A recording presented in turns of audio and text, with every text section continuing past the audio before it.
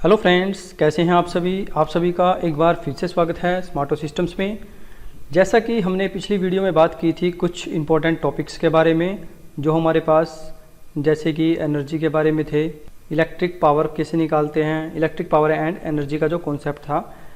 तो चलिए उसी कॉन्सेप्ट को हम थोड़ा सा आगे बढ़ाते हैं सिलेबस को।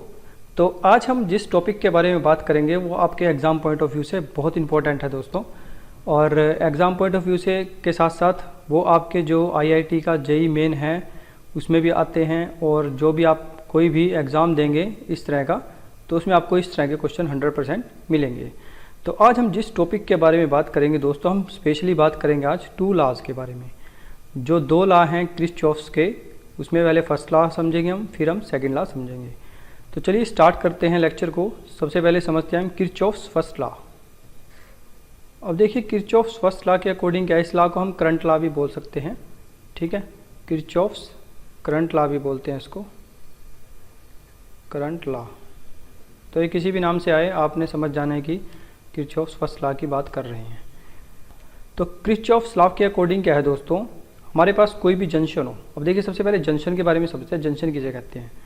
जंक्शन वो पॉइंट जहाँ पे कम से कम 3 या 3 से ज़्यादा वायर्स या कोई भी कंडक्टर हो वो कनेक्ट हों, ठीक है। 3 और मोर, 3 या 3 से ज़्यादा कंडक्टर या वायर कनेक्टेड हों।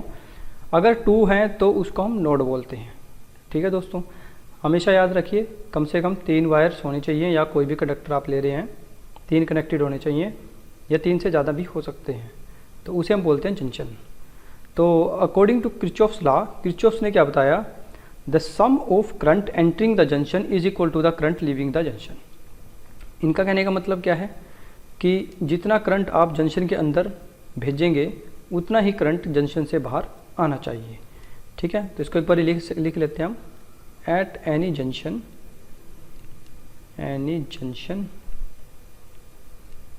The sum of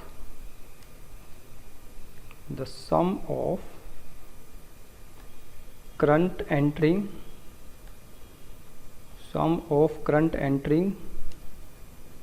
the junction is equal to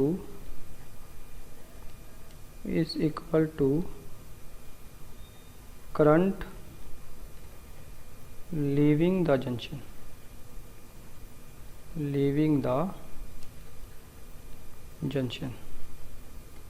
ठीक है। मतलब कहने का क्या है दोस्तों, जितना करंट आप जंक्शन के अंदर भेजेंगे उसका टोटल सम वो इक्वल होएगा हमारे पास जितना करंट आप लीविंग कर रहे हैं, यानी कि जंक्शन के अंदर से जितना करंट आप दे रहे हैं उतना ही करंट बाहर आना चाहिए। फॉर एग्जांपल के लिए, जैसे मेरे पास ये कोई पॉइंट है, सपोज करो आपने यहाँ से 5 एम्पियर करंट दिया और यहाँ से आपने 6 एम्पियर करंट दिया, तो ये तो हो गया इन, और आउट कितना होना चाहिए हमारे पास, टोटल 11 एम्पियर, ठीक है। आप इसको इस हिसाब से भी समझ सकते हैं क्योंकि टोटल एंटरिंग करंट हमारे पास है 11 एम्परिंग, तो 11 एम्पियर, और जो आउट आएगा हमारे पास वो भी क्या होएगा, 11 एम्पियर। क्लियर है दोस्तों यहाँ तक? तो ये तो हो गया किरचॉफ्स फर्स्ट लॉ के अकॉर्डिंग कि किस तरह से काम करता है। अब बात कर लेते हैं किस प्रिंसिपल के ऊपर ये बेस है, ठीक है, क्योंकि एग्जाम में कई बार 1 नंबर में क्वेश्चन आ जाता है, HBSC में भी, SSC में भी। तो ये बेसिकली बेस है कंजर्वेशन ऑफ चार्ज के ऊपर, कंजर्वेशन ऑफ चार्ज के ऊपर बेस है ये, ठीक है, जो हमने फर्स्ट लेक्चर में किया था। तो ये तो हो गया हमारे पास किरचॉफ्स फर्स्ट लॉ। इसी तरह हमारे पास एक किरचॉफ्स का सेकंड लॉ होता है जो बहुत इंपॉर्टेंट है। फर्स्ट लॉ में तो जस्ट आपको यही पता लगा कि जितना करंट आप एंटर कर रहे हैं उतना ही करंट आपका बाहर जाना चाहिए, पर जो मेन काम है किरचॉफ्स सेकंड लॉ में आते हैं आपके न्यूमेरिकल वगैरह हो गए या कोई भी इस तरह का क्वेश्चन। तो Kirchhoff's second law exam point of view से काफ़ी ज़्यादा इंपॉर्टेंट है rather than Kirchhoff's first law के अकॉर्डिंग। तो चलिए स्टार्ट कर लेते हैं Kirchhoff's second law. Kirchhoff's second law, देखिए किरचॉफ्स सेकंड लॉ के अकॉर्डिंग क्या है हमारे पास, इसको हम वोल्टेज लॉ भी बोलते हैं। आप लिखना चाहे तो उसको लिख सकते हैं वोल्टेज लॉ। तो इसकी डेफिनेशन लिख लेते हैं सबसे पहले तो, the algebraic sum of charge in potential around a close loop, a closed loop. इस चीज़ पे ध्यान देंगे क्लोज लूप के बारे में। क्लोज लूप इज़ जीरो, ठीक है। यानी कि अलजेब्रिक सम जितनी भी वोल्टेज होंगी क्लोज लूप के अंदर, उनका अलजेब्रिक सम क्या होगा हमारे पास, ज़ीरो। कहने का मतलब क्या है, summation delta V is equal to zero. तो बेसिकली न्यूमेरिकल्स में हम इस चीज़ का यूज़ करेंगे दोस्तों, काफ़ी इंपॉर्टेंट है एग्जाम पॉइंट ऑफ व्यू से, इसको आप हमेशा याद रखेंगे, delta V is equal to zero. तो चलिए इसको अब देख लेते हैं कि इसको अप्लाई कैसे किया जाता है। सबसे पहले कुछ रूल्स हैं इसके अप्लाई करने के, तो उसको आप समझेंगे। तो सबसे पहली कंडीशन क्या है, लूप शुड बी क्लोज्ड। मतलब जो सर्किट है आपका, जो भी आप लूप बना रहे हैं वो पूरा क्लोज होना चाहिए, कहीं से भी ओपन नहीं होना चाहिए, ठीक है। उसके बाद अगर आपकी पोटेंशियल, हायर पोटेंशियल लिख लो, चलो यहाँ पे हाई पोटेंशियल से अगर ड्रॉप होके लो पोटेंशियल में जा रही है वैल्यूज़, लो पोटेंशियल, तो उस केस में आपका जो पोटेंशियल डिफरेंस आएगा वो नेगेटिव आएगा, ठीक है। ध्यान रखेंगे इस चीज़ का आप। अगर लो पोटेंशियल से गेन करके हाई पोटेंशियल में जा रही है, हाई पोटेंशियल, तो उस केस में आपके पास जो डेल्टा वी है वो इक्वल हो जाएगा प्लस वी के, ठीक है दोस्तों। तो जो डेल्टा वी आपको वो पॉजिटिव आ जाएगा। इसी तरह अगर हम बात करें सेल में कि सेल में ये चीज़ किस तरह से काम करती है, तो in the form of a cell, cell में जैसे आपको पता है कि एक एंड पॉजिटिव होता है, एक एंड नेगेटिव, ये पॉजिटिव ये नेगेटिव। तो अगर आपके पास पाथ इस टाइप से है, ठीक है, पाथ की डायरेक्शन ऐसे है, कहने का मतलब है कि पॉजिटिव से नेगेटिव है, तो उस केस में आपका जो डेल्टा वी होगा वो नेगेटिव आएगा, यानी कि आप लेंगे नेगेटिव ईएमएफ, ठीक है, नेगेटिव ऑफ ई। अगर आपके पास सेल इस टाइप से रखा है, पॉजिटिव नेगेटिव, और आपकी डायरेक्शन है नेगेटिव से पॉजिटिव, तो उस केस में आप जो डेल्टा वी है वो पॉजिटिव लेंगे। क्लियर है दोस्तों। इसी तरह डेल्टा वी हमारे पास हो जाएगा प्लस ई। तो ये कुछ कॉन्सेप्ट थे जो आपको बहुत याद रखने पड़ेंगे, ठीक है, जब भी आप कोई भी न्यूमेरिकल करें। तो चलिए एक क्वेश्चन ले लेते हैं छोटा सा। तो फर्स्ट क्वेश्चन हमारे पास है, सपोज करो हमारे पास ये है एक रेजिस्टेंस, यहाँ पे भी एक रेजिस्टेंस है, यहाँ पे एक बैटरी लगा दी हमने और इसको कनेक्ट कर दिया हमने फर्दर फिर एक रेजिस्टेंस से, और यहाँ पे हमने एक रेजिस्टेंस लगाया और फिर यहाँ पे एक बैटरी कनेक्ट कर दी। लेट्स सपोज ये बैटरी हमारे पास है 4 वोल्ट की, ये बैटरी है 10 वोल्ट की, और ये हमारे पास हैं 2 ओम, ये भी 2 ओम का है रेजिस्टेंस, ये भी 2 ओम का, ठीक है। तो चलिए स्टार्ट करते हैं। अब इसमें हमने निकालना क्या है, हमें निकालना है करंट ऑन ईच रेजिस्टेंस। हर एक रेजिस्टेंस पे करंट कितना आएगा वो हमने निकालना है। तो चलिए स्टार्ट कर लेते हैं। सबसे पहले आप इनका नेमिंग कर देते हैं हम, ए बी सी डी। अब देखिए आपको एक चीज़ मैं बता देता हूँ, चाहे आप एंटी क्लॉकवाइज चले या क्लॉकवाइज डायरेक्शन में चले, आपका जो आंसर है किसी भी रेजिस्टेंस का जो करंट आप निकालेंगे वो आपका इक्वल आएगा। तो चलिए स्टार्ट कर लेते हैं। तो सबसे पहले हम करते हैं क्लॉकवाइज। अब अगर हम सबसे पहले करंट की डायरेक्शन देख लेते हैं किस साइड में है, तो अगर मेरे पास करंट डायरेक्शन आई इधर है, तो आई की डायरेक्शन कुछ इस टाइप से यहाँ पे जाएगी और फिर यहाँ से होते हुए करंट आई हमारे पास वापस आ जाएगा। यानी कि जितना करंट आपने दिया आई, उतना ही करंट आपके पास फाइनली वापस भी आना चाहिए, ठीक है दोस्तों। तो चलिए अब हम यहाँ पे लगा लेते हैं कुछ इस टाइप से एरो कि हमने जो वैल्यूज़ हम निकाल रहे हैं वो क्लॉकवाइज डायरेक्शन में निकाल रहे हैं। तो सबसे पहले हम आते हैं इस सर्किट पे, 4 वोल्ट वाले पे, यहाँ से हम स्टार्ट करते हैं काउंटिंग करनी। तो अब यहाँ पे देखिए वोल्टेज आपके पास नेगेटिव से पॉजिटिव मूव कर रही है, यानी कि कुछ इस टाइप से मूव कर रही है, ठीक है ना। जो सर्कल हमने लिया है क्लॉकवाइज लिया है और वो इस टाइप से मूव कर रही है। तो नेगेटिव से पॉजिटिव जा रहा है यानी कि +4, इस तरह से आपको चीज़ें लिखनी पड़ेंगी दोस्तों। +4 वोल्टेज हो गए। उसके बाद आगे जाएंगे आप। अब देखिए यहाँ पे जो डायरेक्शंस हैं, करंट की डायरेक्शन तो आपके पास कुछ इस टाइप से है, ठीक है ना। और जो आप सर्कल ले रहे हैं, यानी कि जो पाथ आपका है वो अपोजिट डायरेक्शन में है।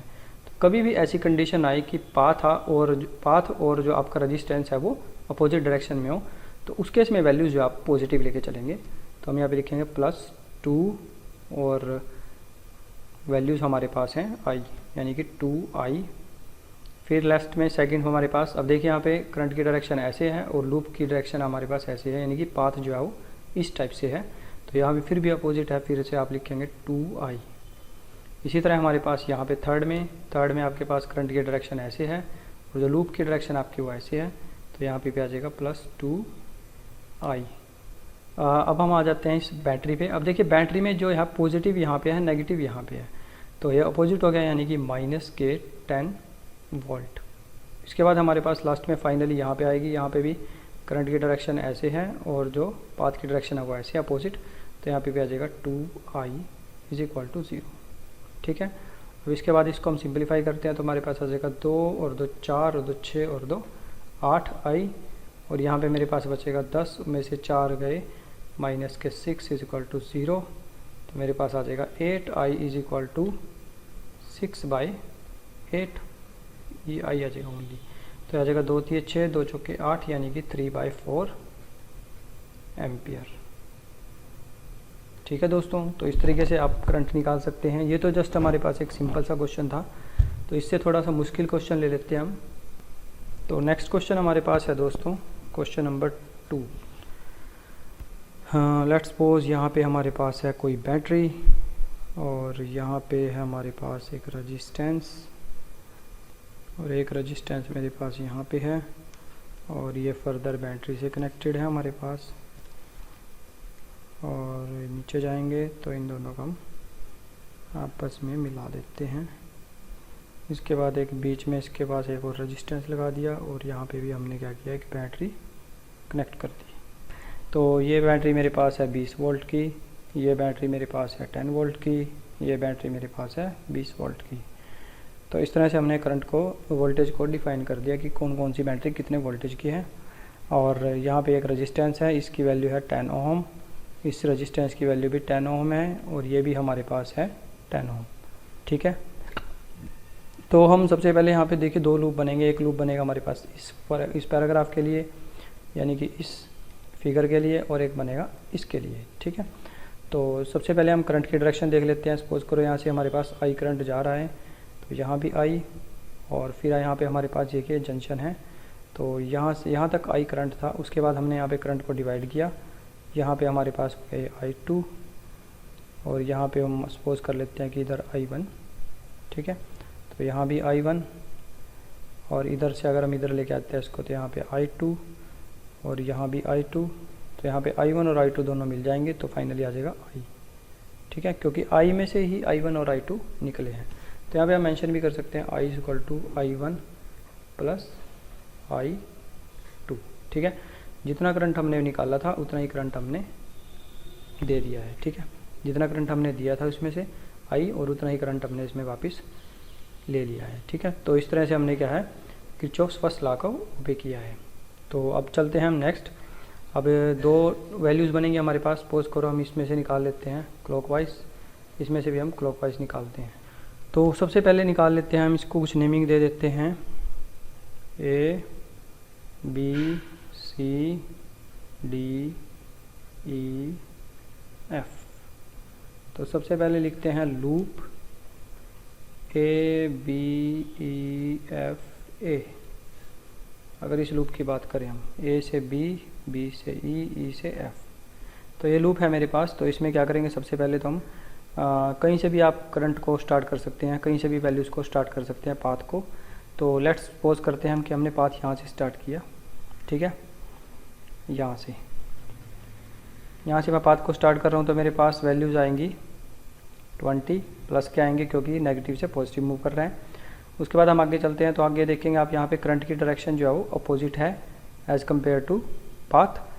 तो आप यहाँ पे क्या लिखेंगे दोस्तों, 10 ओम है आपके पास, तो 10I2। इसी तरह आप आगे जाएंगे तो आगे भी आपको क्या है, करंट की डायरेक्शन जो है वो देखिए यहाँ पे, जो देखिए 10 जो है, ये जो I1 है ये इसकी डायरेक्शन ऐसे है, और हमारे पास जो पाथ है उसकी डायरेक्शन भी ऐसी आएगी, दिस वन यहाँ पे, ठीक है। तो दोनों की डायरेक्शन बिल्कुल सेम है, तो यहाँ पे लिखेंगे -10I1, ठीक है। उसके बाद यहाँ पे बैटरी देखिए आप, यहाँ पे पॉजिटिव है, यहाँ पे नेगेटिव, पॉजिटिव से नेगेटिव यानी कि -10 = 0। इसको सिंप्लीफाई करते हैं तो मेरे पास आ जाएगा दोस्तों 10I2 -10I1 = -10। इसको सिंप्लीफाई कर लेते हैं थोड़ा सा, 10I1 माइनस के 10I2 = 10, माइनस कॉमन ले लिया, 10 से डिवाइड कर देते हैं, I1 - I2 = मेरे पास आ जाएगा 1, इक्वेशन नंबर 1। इसी तरह हम निकाल लेते हैं इन लूप BCDEB, ठीक है। तो इसमें कैसे निकाल लेंगे, सबसे पहले हम स्टार्ट कर लेते हैं यहाँ से, बैटरी से, इस बैटरी से स्टार्ट कर लेते हैं। तो यहाँ पे आ जाएगा पॉजिटिव का 10, उसके बाद ऊपर आपके पास डायरेक्शन है अपोजिट, तो वैल्यूज आ जाएगी प्लस में यानी कि 10I, उसके बाद फिर अपोजिट में है +10I, और फाइनली आपके पास जो बैटरी है वो नेगेटिव से, सॉरी पॉजिटिव से नेगेटिव जा रही है, तो -20 = 0। यहाँ से अगर हम सिंप्लीफाई करें, ये 10I1 है दोस्तों, ठीक है। तो अगर हम इसको सिंप्लीफाई करें तो मेरे पास आ जाएगा 10I1 + 10I, और 20 में से 10 गए 10 यानी कि प्लस का 10, तो आ जाएगा I1 + I = 1। तो यहाँ पे I की वैल्यू पुट कर देते हैं, I की वैल्यू क्या आती है हमारे पास, I1 + I2, तो यहाँ पे लिखेंगे हम I1 + I2 = 1। इसको सिंप्लीफाई करेंगे, twice of I1 + I2 = 1, equation number 2। इन दोनों इक्वेशनों को हम ऐड कर देते हैं और उसको सिंप्लीफाई करेंगे, तो मेरे पास आ जाएगा दोस्तों 3I1 = 2। तो I1 की वैल्यू मेरे पास आ जाएगी दोस्तों 2/3, ठीक है, एम्पियर। तो कहने का मतलब क्या है कि आपके पास जो करंट है इस वाले रेजिस्टेंस में, I1 वाले में, यहाँ से 2/3 एम्पियर पास करेगा। इसी तरह आप I2 की वैल्यू निकाल सकते हैं। I2 की वैल्यू आपके पास आ जाएगी, I2 = 2/3 - 1, तो I2 की वैल्यू आ जाएगी हमारे पास -1/3 एम्पियर। देखिए कभी भी आपके पास इस तरह की कंडीशन आए कि आपके पास जो I2 है वो नेगेटिव आ जाए, कई बार आपके पास क्वेश्चंस में इस टाइप से वैल्यूज आएंगी, I1 पॉजिटिव है और I2 आपके पास नेगेटिव है, तो I2 जहाँ भी है, देखिए यहाँ पे अगर I2 है, ये I2 है हमारे पास, ठीक है। तो इसका मतलब क्या है, इसकी डायरेक्शन जो है वो ये वाली नहीं बल्कि ऊपर आएगी, अगर आप पॉजिटिव में लिखना चाहते हैं तो, ठीक है। लिखने को आप नेगेटिव लिख सकते हैं, कोई इशू नहीं है, पर अगर आप इसको पॉजिटिव में दिखाना चाहते हैं, आपसे स्पेशली पूछा गया है कि डायरेक्शन किस साइड में है, तब आप इसको ऊपरली साइड दिखाएंगे यानी कि A to F, ठीक है। डायरेक्शन आएगी A to F, पॉजिटिव में दिखानी होती है हमें जब भी डायरेक्शन दिखाते हैं। अगर आपको कुछ भी नहीं पूछा डायरेक्शन के बारे में तो आप सिंपली यहाँ पे यहीं तक फिनिश कर सकते हैं, ठीक है दोस्तों। तो इसके बेस पे आप क्वेश्चंस कीजिए, काफ़ी सारे, काफ़ी आसान है ये, कोई मुश्किल नहीं है टॉपिक। इसके बेस पे क्वेश्चंस कीजिए आप। एक चीज़ का हमेशा ध्यान रखिए, जितना करंट आप निकाल रहे हैं उतना ही करंट आपको वापस भी डालना है बैटरी के अंदर, ठीक है। तो जो वैल्यूज़ हैं वो सेम होनी चाहिए। क्लियर है दोस्तों। आगे हम बात कर लेते हैं एक और इम्पोर्टेंट टॉपिक के बारे में, जैसे कि potential difference between 2 points. 2 points के बीच में पोटेंशियल डिफरेंस कैसे निकालते हैं। सपोज करो मेरे पास एक पॉइंट ये है और एक पॉइंट मेरे पास है, यहाँ पे मैं बैटरी लगा देता हूँ, यहाँ पे इसका रेजिस्टेंस बैटरी का, ये नेगेटिव पॉजिटिव, यहाँ पे रेजिस्टेंस, और ये पॉइंट है बी। सपोज करो करंट आपके पास है 2 एम्पियर और ऐसे फ्लो कर रहा है वो, ये हमारे पास 2 ओम का रेजिस्टेंस, ये 1 ओम का रेजिस्टेंस। सपोज करो ये बैटरी 8 वोल्ट की है, ये 10 वोल्ट की है, ठीक है। और पाथ की डायरेक्शन आपके पास कुछ इस टाइप से है। तो इस केस में आप कैसे निकालेंगे पोटेंशियल डिफरेंस। पोटेंशियल डिफरेंस क्या होता है हमारे पास, VA माइनस VB।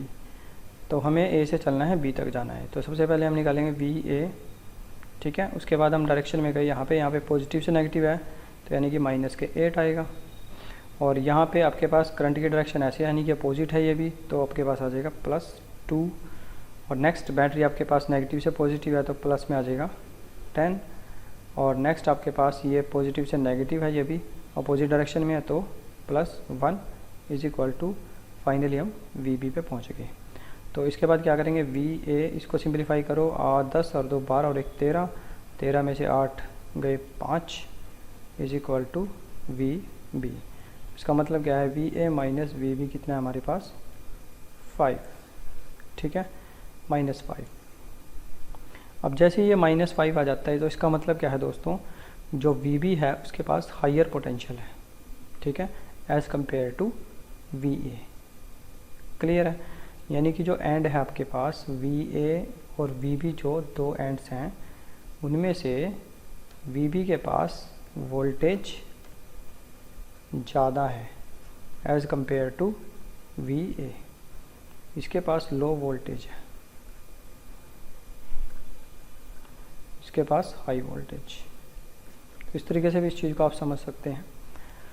तो चलिए दोस्तों, आज की इस वीडियो में इतना ही, मिलते हैं हम एक और नई वीडियो में, तब तक के लिए आप पढ़ाई करते रहिए। Thank you, bye bye, take care.